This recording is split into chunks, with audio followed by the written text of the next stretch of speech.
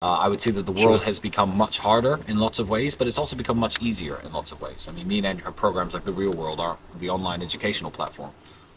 That 18 ways? Eight? yeah, 18 different millionaires teaching 18 different wealth creation methods, and there's Wow. a health and fitness professor in the group as well.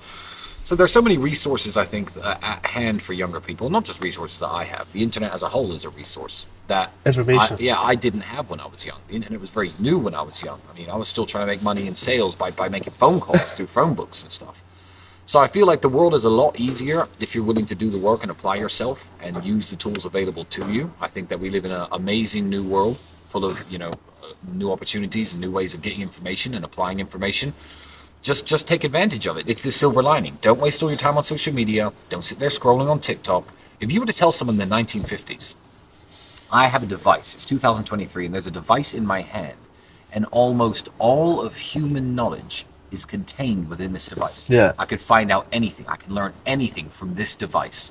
Do you think that man from the 1950s would use it to look at photos of cats or whatever people do on TikTok? That's or true, look actually. at girls pretending to eat digital ice cream? My point is, yeah, it's what tools do you have? You have so many more tools than I had when I was younger. I'm not even that old yet. But yeah, take advantage of it and don't be distracted by the poison that can be propagated by the same methods. Don't be distracted by TikTok. Don't be distracted by pornography. Stay away from all of that garbage and use the tools at your disposal. And it's surprisingly easy to be successful if you do that. Here's why female body counts matter. Because I believe a woman with a high body count is not capable of loving you and respecting you and appreciating you as much as a woman with a low body count. And as we know, love and respect and appreciation goes both ways. If a woman really loves, respects, and appreciates you, you can really love, respect, and appreciate her back, because that's what we look for in women: love, appreciation, and respect. Now, when I say women with high body counts aren't capable, I really do mean it. So I'm going to give you an analogy that I made up, because I made it up 2 days ago, and I'm sure you've never heard before. I'm going to talk to you about a friend of mine. His name is Alex. He's my personal trainer and my physiotherapist. Alex doesn't drink. Almost never. He's got six-pack abs. He walks around looking good all the time. Doesn't like alcohol. Doesn't drink alcohol. Knows alcohol's bad for his health. The other night, I was celebrating a very big business milestone that myself and my brother had passed. And without saying anything, Alex was sitting there with us, slamming shots of tequila all night. And I thought, you know what? Alex is proud of me, and Alex appreciates my friendship, and he is really genuinely happy for my success. The fact that this guy, who doesn't drink, is sitting here drinking vodka shots with me and my scumbag friends means a lot to me. It's special. He's doing something he doesn't normally do to show his appreciation for me. That's a good friend. Now let's imagine there's another guy who gets drunk every day by himself, will drink a bottle of vodka. If anyone in any bar, in any pub offers him a drink, he'll take it and sit there and drink with them. A homeless dude, for example. And I somehow convinced this homeless guy to come and celebrate my business milestone with me. And he's sitting there slamming my tequila. Why is that less meaningful? I know he doesn't appreciate me, respect me, care about me as much as a real friend, because this guy will drink with anybody. Do you see where I'm going here? I hope you do. If a woman has had one serious boyfriend in her life, say she's 21 years of age, and has a body count of 1, which I think is very low, and you were to meet her at 21, if you charm her, wine and dine her, seduce her, make her really feel something for you, there's a good chance she'll be your girlfriend. She'll have sex with you. And you may well end up getting married and bearing children and all the beautiful things that come with, male-female relationships. However, if you meet a girl who's 21 who has a body count of 300, sure, she'll fuck you.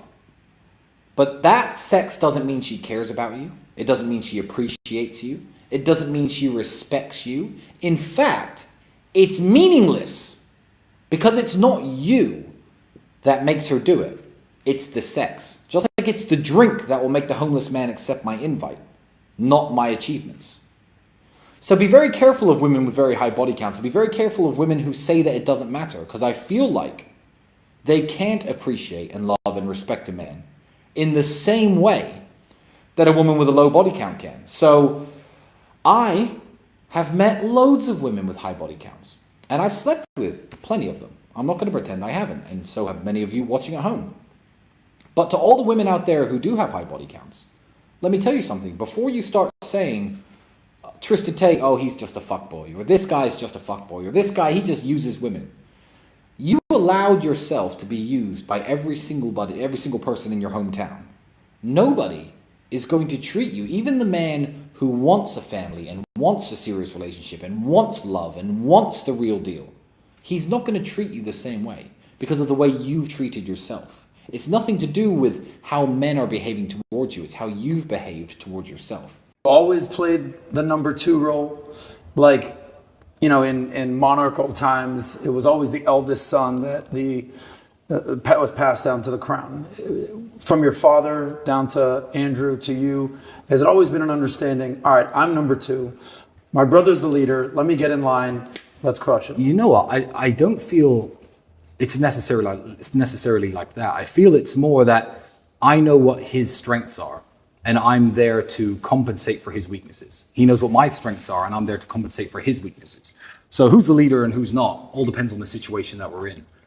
Certainly me and Andrew have been a team a very long time, and we made a lot of money before we ever blew up on the internet.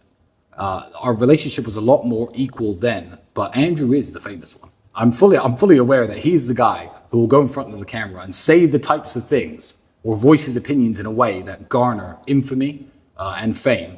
And I've blown up alongside him. I don't know what it was about us that made us prioritize our friendship and prioritize being brothers above prioritizing relationships with women. Every woman who's ever been in my life and the women that are in my life now know that there is no choice between me and them. Mm-hmm. You know, if a girl was at my house once on like a 4th date or 5th date, and she said, I don't like your brother. I said, that's a very strange thing to say. Why would you say that? I don't know. He seems rude. I just don't like him. I've watched him on the internet. I don't like your brother. I said, well, that's unfortunate because this house is half my brother's house and he didn't pay millions of dollars for this house for people who don't like him to sit in it. So you've got to go. Mm-hmm. Oh, but this is your house too. So get the fuck out. I will prioritize my friendship and my relationship with my brother above any woman. And I feel like that may be our superpower. Yeah. I think that a lot of guys actually in the space have an unhealthy idea of what simping versus being a gentleman is, and the value of taking the masculine role as a gentleman as opposed to looking insecure by not. I think, they see guys like me or you or Andrew as bad guys because they have nothing to give a woman but loyalty. So they'll look at guys who have multiple women like me and they'll think Tristan's a bad guy. Women like bad guys. And they do. They like top tier guys, and top tier guys tend to like having more than one woman. But women don't like rude guys. There's no universal. I mean, I could probably pull it off if I wanted to, but I wouldn't go on a date and not say much, sit on my phone, be rude, walk in front of her, make her split the check, and expect her to come home and make love at the end of the night. No. That certainly is going to hinder my chances, and that's the whole point of going on a date. So it's just a lack of understanding of what it's like to be a top tier male. So anytime anyone says any stupid comment like that to you, oh, the Tates wouldn't open doors, or why are you opening doors, that's simping, that guy doesn't get laid. You know he doesn't. I mean, the separation of the nuclear family gives the state the ability to raise your kids. And my brother's probably touched on this. The moment there's no father at home, the moment the mother's busy working, not at home cooking meals and raising the kids and reading books to them like my mother was, then who's raising your kids? The school, the internet, the television, whatever ideas we put on those are the ideas the kids are going to grow up with. We don't want dad out working and mom at home with the kids 24/7. No. The mother of my kids, call me sexist if you want, never has to work again. She can have passions. She can have interests. She wants to learn the violin, the piano, dance, ballet. She's a former gymnast, one of them. Go and do this. Good. You do what you enjoy. Don't worry about the money. I'll make the money. Pursue your passions because I want you at home with the kid. That's what I want. And people call me a misogynist and they call me sexist for it. Why? I've chosen her. She's obviously a good woman. I want her raising my daughter. I don't want her in a daycare with God knows who. Luckily in Romania, I'm relatively safe from that. But I mean, I've seen some questionable people working in your daycares in the United States, and it makes me very worried. If you're 18, 19, and you try to get a loan, you can't get one. University has a monopoly on this. So if you're in the United Kingdom, and this is very, very sad, and you are 18 years of age, and you go to a bank with a great plan, you say, I am going to start a business. My name's Tristan Tate. I'm 18 years old. The bank's already not interested. But let's say they even heard you out, and you had a nice, solid business plan and said, I need £30,000. I'm going to start this business. It's going to become a successful company in my town. Eventually, I'm going to expand to London. I'm going to be a millionaire by the time I'm 25. This is my business plan. Can I have £30,000? No. It will be no 100% of the time. If you're an 18-year-old kid and you say, hey, I want to be a pilot. I don't want to join the military and fight your bullshit wars that you want us all to fight to get a pilot's license. Plus, a lot of pilots, they want you to go to university first nowadays. But regardless, I want to be a pilot. Can I borrow £30,000? I need this many hours of flying time at this airfield on these aircraft. If I complete all these various hours, I'll have a pilot's license by the time I'm 21. Then I want to apply to work for airlines. Can I borrow some money, Mr. Banker? No. Hi, I don't really know what I want to do with life. I'm 18. Don't really know what I want to do. So I'm going to study business, economics. Oh, here's your check for 60 grand, 70 grand. Ching, ching. Here you go. Enjoy paying it back one day. They have a monopoly on the borrowing power of young people. And I don't believe that if the battlefield was fair and amounts of money were offered for things like pilots' licenses, for things like business idea startups, I feel like if the borrowing power of young people was not concentrated and monopolized by university, young people could flourish so much better and so much more. Some strengths and things he does that the rest of the world doesn't see that you know. Andrew is the hardest working man I've ever met. Even with the lifestyle he lives now, and as fun as it looks, and it is fun, and all the fun shit we do is real. Even if we are in a luxury hotel in the south of France where you're paying $10,000 per room, Andrew will be up at 7 o'clock in that hotel gym. He'll message me at 8:30. I'll wake up next to God knows who. Whiskey spilled all over the desk. But again, that inspires me. And he'll be like, emergency meeting in my room. Emergency meeting, you always say that. So I'll go to his room. So the whole world is aware of his emergency meetings. And he'll bring up tiny issues with the business that, I could have slept on quite happily. But again, it's like me doing the exercise when he won't. It pushes me to be a better person. And Andrew will happily work 15, 16 hours a day and then go out and spend 4 or 5 hours having fun and blowing loads of money. It doesn't come from the sky. It's not magic. We're not trust fund kids. We didn't win the lottery. He is the hardest working man I have ever met.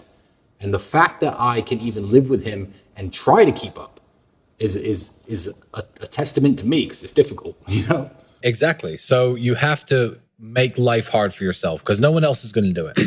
No one else. I'm certainly not going to come into your room at 7:30 and kick your door down and say, I don't know what your name is, Steven from Los Angeles. It's time to get your life in order. Let's get up. Let's hit the gym. You're not going to, I don't care about you. No one cares about you that much. You should care about yourself that much. And in which case you can't let women make you feel too comfortable because it's not something they do on purpose to stop us, but I feel like it's a woman's natural instinct to want as much of your energy as possible. Yeah. And she's happiest when she gets the most energy from you as possible. A woman wants nothing more than you to be at home with her all day long, talking to her all day long, watching movies with her all day long, and have sex with her 5 times a day. That's a woman's dream. And you know what? By all means, do that once you have $100 million. But don't do it now. You just have to understand that in life, you can't do it alone. And you have to form some sort of team if you're going to get anywhere. You have to have good men around you and good friends around you. Every king had generals. Every soldier had the soldier to his left and right. Every single person who's won any great battle or any great victory or any great moral victory didn't do it by himself. He had other people with him. So if you're born with a man and you have exactly the same blood, exactly the same interests, the same last name, you have to be fighting for the exact same things. You can go your separate ways if you like. If you really hate your brother, if you really hate members of your family, I understand. But I don't see who else there was in life, especially many years ago when I didn't know anyone to team up with. So we've just always been a team. And we've never even thought about it, never planned it. It just naturally happened. I think that's what God made brothers for. If a girl offers to split the bill, which they don't, but if a girl does offer to split the bill, it means I see you as my friend. This is not a date. Right. So if a woman ever says, hey, can I pay for half the drinks, that means, Tristan, I'm not interested. I only see you as a friend. It's a defense mechanism, I'd say. So you're doing it to yourself. Yeah. Oh, we're just friends. That's what you're yeah, trying to you're signal. putting yourself in the friend zone. By telling her to split the bill with you, which is stupid. It's very stupid. And let's be honest, not a lot of guys go to the places I go. What's splitting the bill? $30, $40? Right. And you're seriously going to try and impress me with this bullshit? I made her split the bill. Yeah, I guarantee you didn't do anything else with her that night. I ran a business with my brother that failed before I was 21 years old. That qualified me more to run a successful business than anyone who from age 18 to 23 studied business at university for 5 years and got a master's in business. Me, having run my one failed company, was more qualified to run a successful company after that than they were. Because the person who they learned from at university doesn't run successful companies. It's just a bunch of book learning. It's a bunch of theory that isn't really applicable to real business, in my opinion. You know, when you're a high net worth individual, the way things are owned is very tricky. You know, you don't want, no high net worth individual has everything in his name. Let's just put it that way. But it's complicated the way things are owned. So sometimes people will ask me, there'll be 5 cars on the drive, and, girls especially who are naive to these things will be like, which ones are yours and which ones are Andrew's? My honest answer is I don't actually know. I have to look at the papers to work out exactly what, but it doesn't matter. It doesn't matter. The keys are in this box in that room, and we can drive them whenever we like. And we never argue because there's so many. And when you build that abundance and you build yourself to the level of wealth me and Andrew are at, what are we going to argue about? There were times when we were kickboxing where we didn't have money for food. We used to eat cans of sardines, and there have been times splitting our last can over plain rice. Mm-hmm. So now people are like, it's weird that you share a house with your brother. I'm like, it's weird that you don't. I used to share my last can of food with him, and now we can't live in the same house. I've got 9 bedrooms. It's not like we're cramped for space. And otherwise, we just live in 2 separate houses with 4.5 bedrooms each. And drive to each other's houses every day? It wouldn't make sense. Unless you owe a moral duty to that person, by which I mean, unless that person is your mother or your father or somebody who has helped you or somebody who has coached you or somebody who has taught you, don't go around trying to fix broken people. A mentor of mine has a saying, I don't fix broken birds. And what he means by that is, if you don't succeed, the bird's going to die in your hands anyway. And if you do, it's just going to fly away. Broken people are broken people for a reason. I understand certain levels of effort if you owe them, if you have a sense of moral obligation towards them. But if you don't, then honestly, don't waste your time trying to fix broken people. There's no hope for a lot of people in the world. And a lot of people in the world are never going to make it, and they're never going to escape the mindset that keeps them in the matrix. I'd network with better people. What advice would you give to people who are just like chronic procrastinators? That are just not taking action. Yeah, the advice is very simple. I have the perfect piece of advice for them. It's have fun staying poor. Have fun staying poor. You're never going to make it. I don't care. Because if you can't look at your Instagram and think, maybe I should get into shape. If you can't look at my Instagram and think, maybe I should make some money. And you literally, with all the inspiration shoved in your face nowadays, you are sitting in this luxury apartment in Dubai overlooking the ocean. Like, this is what we do. If you can't watch people like us, if you're watching this podcast and think I need to do something and you're a procrastinator, good. Mm-hmm. I don't care. Have fun staying broke. Because like you said, I need someone to wash my cars. I need people like you. So not everyone can make it to the top, and there's no help for those people who can't motivate themselves. If you can't pay your bills, it's hard to pay your rent, you're eating the crappiest food, you're driving the crappiest car, all the beautiful women in the world don't look at you, you can't afford any nice clothing, and you're sitting around thinking, just a few more hours playing Fortnite, then that's your station in life, and enjoy it. People don't see the work. Me and Andrew, we're in good shape. I don't post training videos and, fitness progress videos. I just do the work and let the results speak for itself. In terms of money and in terms of business and success, that's Andrew. Everyone's like, well, how does he have all this money? Maybe he's a criminal, So how does he have all this money? I know why he has all this money. Because he's sitting right there at that desk at least 10 hours a day, even when we're not on house arrest. He'll be out in the evenings having his fun. And that's what we'll show to the world.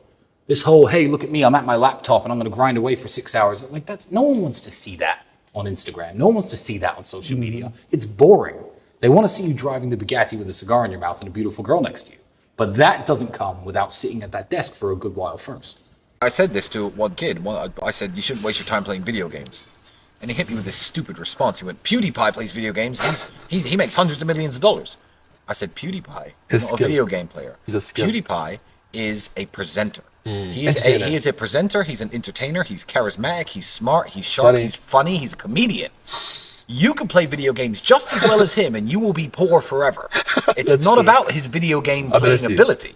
It's about how he markets himself. So yeah, self-marketing is his talent. Yeah. More than anything else. Well, yeah, it's the old saying of, you become the average of the 5 people you hang around with the most. That's older than the internet. That saying it predates the internet. But essentially it means the 5 people who influence you the most. And if you do live alone, or if you don't have many friends, or you don't have a big group of people, what you're watching and what you're listening to influences you massively.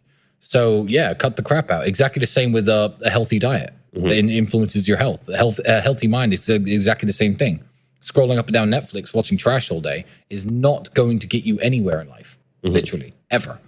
Whereas, you might hear a piece of advice in a podcast, in this podcast, that, makes you wake up and think, I actually need to get my shit in order. So yeah, be careful what influences you. Let me tell you a good story about being kind to waiters and bartenders, especially in the city that you live in. It's an investment. Yeah. It's an investment to throw money around. I do it here in Dubai because I spend a lot of time here. I certainly do it in Bucharest. I was on a date with a Romanian celebrity. I'm not going to name drop her here, but famous girl, a few million followers on Instagram, etc. And the lights had gone out in the garden of one of the fanciest restaurants in town. So obviously being one of the fanciest restaurants in town, they put a bunch of candles on every table. So I was sitting there as the waiter was pouring our champagne. I said to the girl, I said, you know what? I specially organized this. I called my friends at the electricity company. I had them shut down the power grid just so we could have candles tonight. And she goes, hi, all right, Tristan, yeah, where's my flowers? As a blasé comment, because she knew I was joking. Yeah. She knew I was bullshitting. The waiter, good friend of mine, had been pouring the champagne, overheard this. No joke. 2 minutes later, he comes over with the biggest bouquet of flowers. He must have taken from behind from behind the restaurant. Mr. Tate, here are the flowers you ordered. And I sat there, straight face, ice cold, sip my champagne. 10 minutes later, I was like, "You have to excuse me." I get up. I was just like, "My man!" I was like, "No way! Did you just do that?" So, and why? Why? Because I'm rude to waiters? Because I didn't get to know his name? Right. I've been eating at that restaurant for 2 years before that. I throw money around. I tip well. He knew exactly who I was. So, being kind to people pays dividends. Not only is it, do women notice it, because they really do. Yeah. But, the staff notice it and they treat you better. And being treated with respect around women is a huge turn on for women. Mr. Tate, how are you? Let me just clear this parking spot. Sorry, we have no tables. Let me just put one out for you. Right. That's a huge turn on for women. And, you get that respect by being kind.